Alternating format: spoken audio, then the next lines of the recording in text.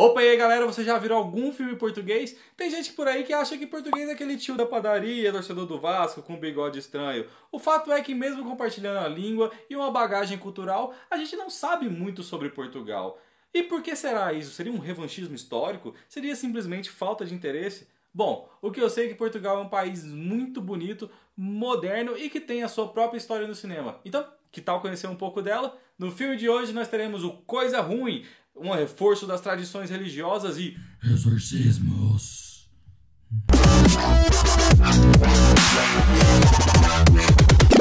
E o cinema português tem o seu início ali no final do século XIX. O seu primeiro filme era, na verdade, uma adaptação de um dos filmes dos irmãos Lumière. Ele se chamava O Pessoal Operário Saindo da Fábrica. Ele foi feito por Aurélio Paz dos Reis, que acabou sendo, então, o primeiro cineasta português. Na verdade, tudo que eles colocaram foi uma câmera ali na frente da fábrica e filmaram o pessoal sair. Só que isso é muito importante porque era um dos primeiros filmes do mundo. A gente tem que lembrar que aí a gente está falando do primeiro cinema, então não tinha muito da linguagem que a gente conhece hoje, muito menos uma história.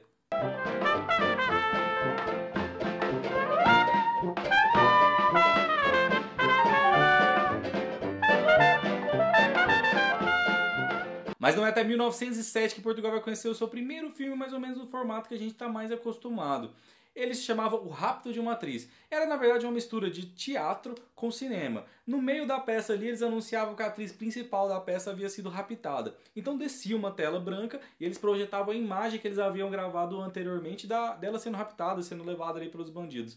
Infelizmente, esse filme se perdeu no tempo e a gente não tem nada para mostrar. Ali nos anos 20 eles já estão bem formados e com algumas produtoras melhor preparadas. É nessa época ali que eles começam a adaptar alguns clássicos da literatura portuguesa, como o Primo Basílio de 1922. O chato é que nessa época meio que essas produtoras contratavam pessoal de fora para gravar esses filmes, deixando os realizadores portugueses meio que de lado. Isso só vai mudar ali no final dos anos 20, até porque também a gente tinha ali um período de ditadura. Em 1926 estourou a ditadura por lá. E nada melhor para uma ditadura do que uma máquina de propaganda como o cinema. A história é baseada na raiva, na aversão que Juliana, a criada, tem pela patroa.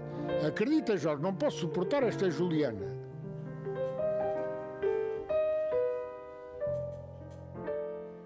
Então, nos anos 30, com o peso da ditadura do Estado Novo, surgiu um novo gênero de filmes por lá. Comédias que tinham como objetivo tirar o peso ali da ditadura salazarista. Foi nessa época que a gente teve o primeiro filme falado português, chamado A Severa, de 1931. Na verdade, tinha muita coisa acontecendo nesse período. Eu preciso destacar o filme chamado aqui Anique Bobó. Por que a gente tem que destacar esse filme? Na verdade, todo mundo paga um pau ali para os italianos, com o neorrealismo italiano, e esse filme ele precedeu essa temática neorrealista uns bons anos antes. E ele acabou sendo sucedido por outros filmes portugueses, agora já dentro do neorrealismo, como o filme Os Saltimbancos e Nazaré. Isso não é gado para ti, ó Romão! Tu não tens barbas para ela. Conta o dedo e vai-te embora. Olha lá como falas, ó tu! Olha-me para esta garota. É uma égua de raça. Aquilo não é para ti. Aniki, bebê, aniki, bobó, passarinho, totó, birimbau, cavaquinho, salamanca, sacristão, polícia, ladrão. Eu não quero ser ladrão, birimbau, totó, tenho medo da prisão. Aniki, bebê, aniki, bobó, passarinho, totó, birimbau, cavaquinho, salamanca, sacristão, bebê, calão. Lembro-me bem da primeira vez que vi o Circo Maravilhas.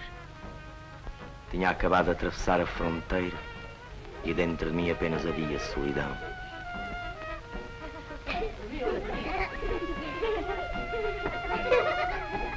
Não tinha nenhuma ideia quando me aproximei da bilheteira a pedir uma entrada. E o resto? Está ali aquele parado. Fala aí ao Mar Ruim. Não sei se... Já sei, homem. Mas não falta ao pé de mim. Nos anos 60 surge um novo cinema, que foi nomeado assim pra gente não confundir com cinema novo no Brasil. Nessa época os caras eram realmente politizados e queriam acabar com o que estava... Não acabar, mas assim, romper com o que estava sendo feito naquela época. Esses caras se juntavam e pensavam realmente em como eles iam fazer o cinema português. Nomes como Fernando Lopes, Paulo Rocha e Antônio da Cunha Telles. E a gente pode citar nessa época aí filmes como Os Verdes Anos e A Promessa. Então, vai buscar o rapaz?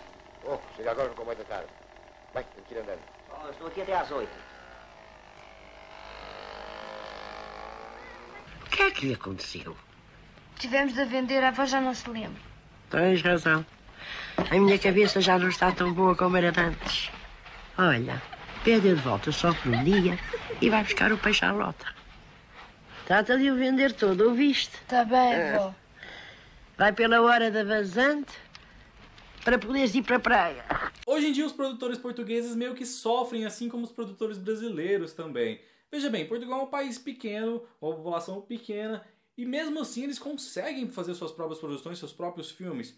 Só que eles têm que competir com um mercado gigantesco de fora, principalmente o mercado americano, que abarrota eles com produções, com filmes de super-herói. Não que sejam ruins, são muito bons, mas assim, os filmes de lá meio que foram deixados de lado. Eles não conseguem ganhar espaço dentro da televisão, numa sala de cinema, a mesma coisa que acontece aqui no Brasil também. Por isso, eu pensei assim, cara, eu não vou escolher um filme que esteja em primeiro lugar das listas de melhores filmes portugueses, nem nada disso. Vou pegar um filme que o pessoal fale que é legal e que não seja tão conhecido assim. E esse filme poderia se chamar Família se Muda para o Interior só para descobrir que estão criando capeta dentro de casa.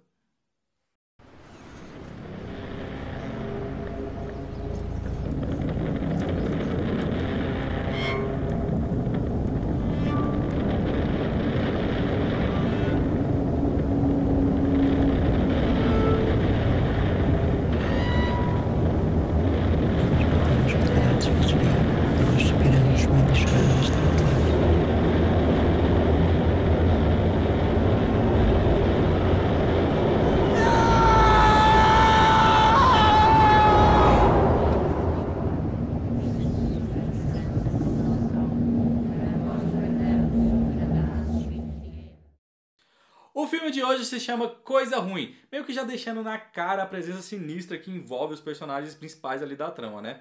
Nele, uma família ali de Lisboa, acho que Lisboa ou Porto, não me lembro agora direitinho, se mudam para uma cidade do interior. Essa cidade tem uma tradição católica muito forte, e meio que parece que os habitantes delas estão parados no tempo. São comuns as histórias de fantasmas, de espíritos malignos rondando as casas.